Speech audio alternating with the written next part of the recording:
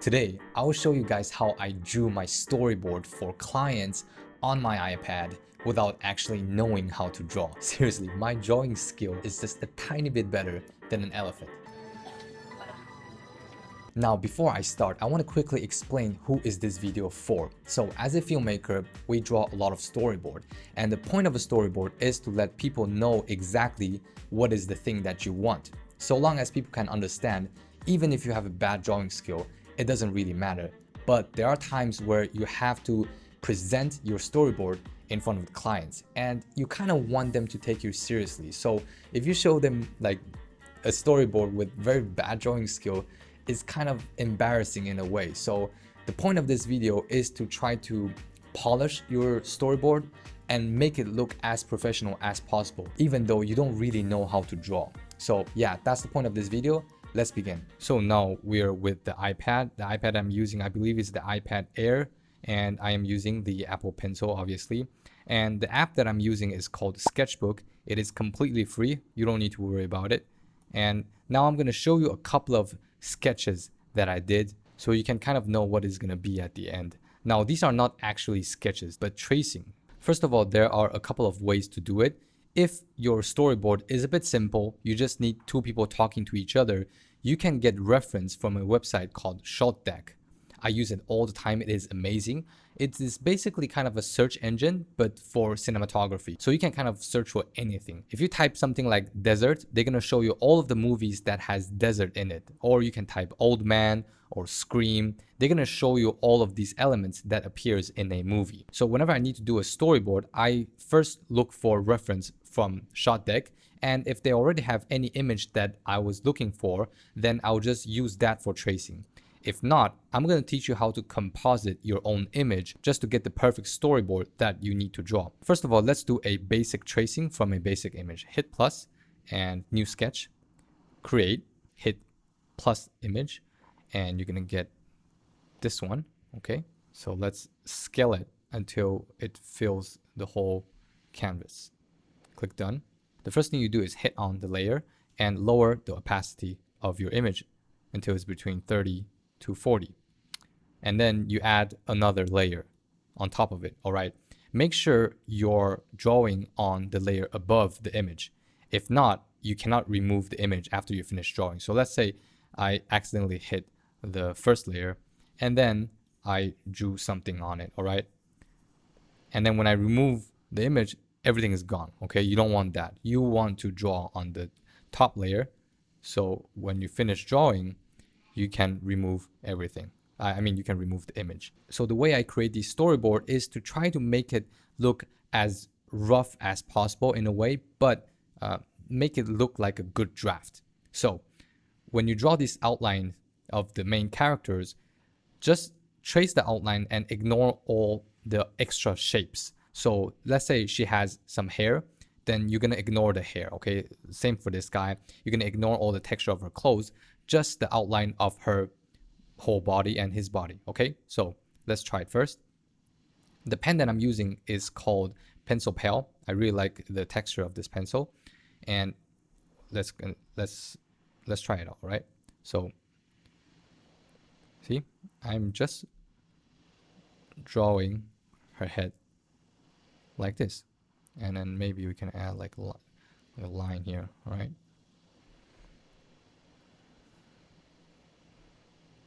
Okay, and we got her arm here. So as you can see, I'm not really paying too much attention to the details, and you can be a bit bold with the lines. Okay, don't need to worry too much that you're not doing it correctly, because it is a draft anyways.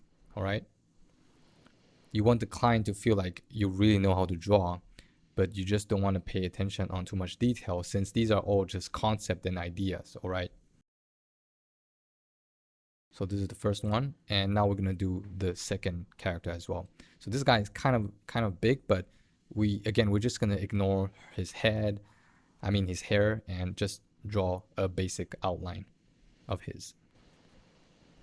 So now it kind of look a bit stupid, but as long as they understand that it's two people talking to each other, it's fine. I'm gonna turn off the image first. It doesn't look that good at first. But yeah, we know it's two people talking to each other. I mean, if you want to add the nose, I guess it's fine. So it kind of look like two sausage talking to each other. We're gonna make it look even better, okay? So this is the first outline. Now let's do a second one, okay? Now we're gonna go through this again, but with more strokes, okay? So I'm gonna go like this. Basically, you're trying to make it look like you're good at drawing, and then this is just like a, you know, I don't care, man. Just get this done, you know. Add some more texture to the stroke so it look a bit more, has more characters in it. And again, this is so stupid. I know a lot of people who knows how to draw might think that, what the hell am I doing? Well, this is my life, you know, like my life is all about faking it until you make it. I don't know how to draw. That's why I have to do these kind of tricks.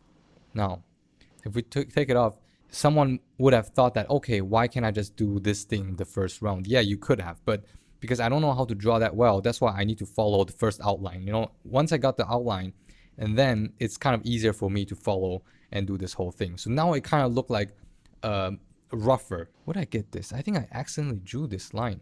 So now let's try to erase it. Tap on your pen twice, and you get the eraser, and you can just erase this thing. I didn't even notice. So actually, I could get her a nice collar. It's gonna look better. Well, maybe. I don't know. Yeah, let's just keep it. Okay, so you got two people talking to each other. It's kind of okay. The next thing to kind of make it look a bit more professional is to add more depth, which is background. So now we're gonna add another layer, okay? Turn on the picture and basically go through everything again, but for the background, okay? And for the background, you can be less careful even. So I'm just gonna go straight through the second stage, which is just trace everything, and then, you know, do this back and forth. And I think the good thing with the Apple Pencil is they also feel the what is it called? The strength that you're putting in on your pen. So the density actually kind of change. If you're drawing a light, you know, it become lighter. If you're drawing hard, if you're pushing hard, it become darker. So yeah, I got these two, some of these characters done. The good thing about this app is you get a ruler as well. So if you really want to use a ruler to draw a straight line, I can use this and then draw the background with the ruler. Okay, so there's this thing behind. I can just quickly go through it. Another one. Okay, and click it again to cancel it. Now you might wonder, how are you going to differentiate the background from the main subject? Now here's the thing, we're going to lower the opacity just a tiny bit. All right, we're going to lower the opacity, and we're going to use a very interesting tool. Okay, let's add another layer. Okay, now I'm going to turn on this thing, which is called charcoal blend. I hope I pronounced it correctly. Now what this does is make sure you open a new layer on, otherwise like this thing kind of affect if you have strokes. Okay, you don't want anything. Turn on a new layer and just quickly brush through everything besides the two main characters. Now it's kind of like a shadow thingy, you know, you want them to focus on the two main character.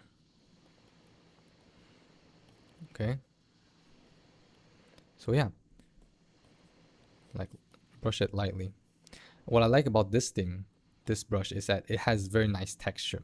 You know what I feel like, the thing that make these look pretty good, honestly, is the texture of these pen. You know, if you look at the texture of the pencil, it really look like it's, I don't know how to explain it, but it just look so now it kind of went through our characters a bit, so I'm going to use the eraser. Tap twice and kind of just erase everything that goes in and make it a bit bigger.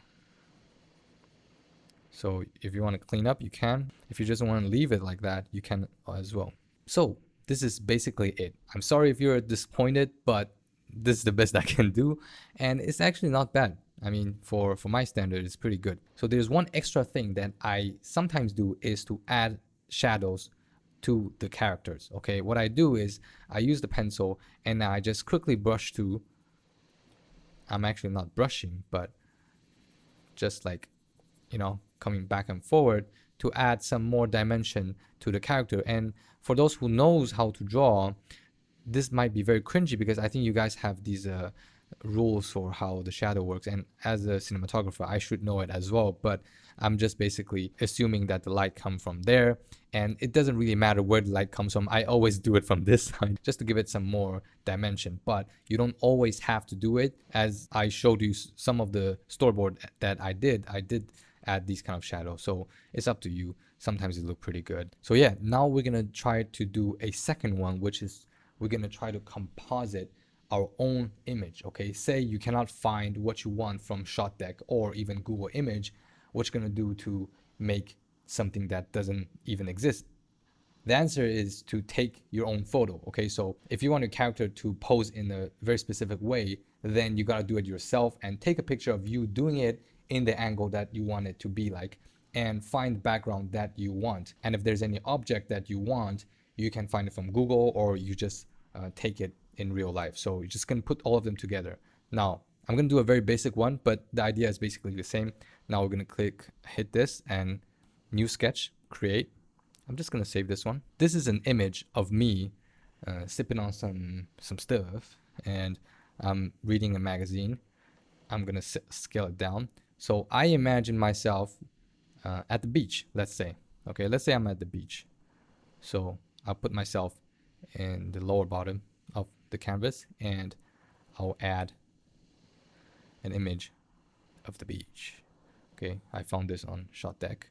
Now I'm gonna put this below myself. So if you want to move yourself, you just hit layer and then you can move it a bit more. So I'm gonna make myself just a tiny bit smaller, so it kind of fit the ratio. This is very basic. If you want to, have more characters lying here, then you're gonna have to lie yourself at the correct angle, and then just put yourself, and then just duplicate it so that there's more people. Now it's basically the same as earlier. You're gonna trace everything again. We're gonna turn on the first layer, and I'm gonna trace myself. All right. Oh, actually, I forgot to lower the opacity. So the reason why you want to lower the opacity is just so you can see your strokes a bit more clear. So if it's really small, you can just ignore the finger even, and just draw whatever you see. Okay. The thing with storyboard is it always comes with text at the bottom of the image, just so the reader can understand what is going on. So you don't always need to worry that they cannot understand what's the image going on, as long as there's context. All right, so if I say that this is a guy reading a book, then you will know he's reading a book, even though it doesn't look like he's reading a book. So this is what it looks like. Okay, not really okay again, but we're gonna make it better. So I'm gonna turn on the beach, and I'll add another layer for the background. Actually, I'm gonna separate them. Ooh, what happened here? I think I accidentally erased something earlier. But anyways, now the beach is a bit tricky because the water has its own texture, and the beach has its own texture. So maybe we can use that charcoal thingy to separate these two things, or we can find a very good brush that represents sand. It doesn't really matter, as long as it looks fit, it's fine. Now I'm just gonna draw some line to separate the water and the sand. Oops. All right, and there's a little thing here, I can just add it just for fun. There's the mountain here. The island, I mean. Okay, so for the water, I'm gonna add a very childish texture on it. I'm gonna do this. Okay, it make it look like it's drawn by a 7-year-old, but here it is. Okay, now I'm gonna do the second thing, right? I'm gonna just draw extra strokes now. Okay, for this thing, it's kind of a bit hard because I'm already so small, Actually, I don't need this thing. So you might messed up the drawing a bit easy, but we're gonna try our best.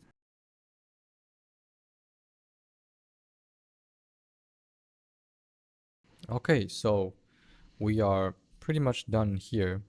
This is a very basic way to composite the image. We're just gonna add some shadow. Is it called shadow? I don't know what it's called, but basically just separate the subject from the background, just so it look a bit better. Okay, I guess you know, this one is not like the best one, but you get the idea. You can just put whatever you want. If you want cyborg here, yeah, just put a cyborg. Now, one last tip, all right?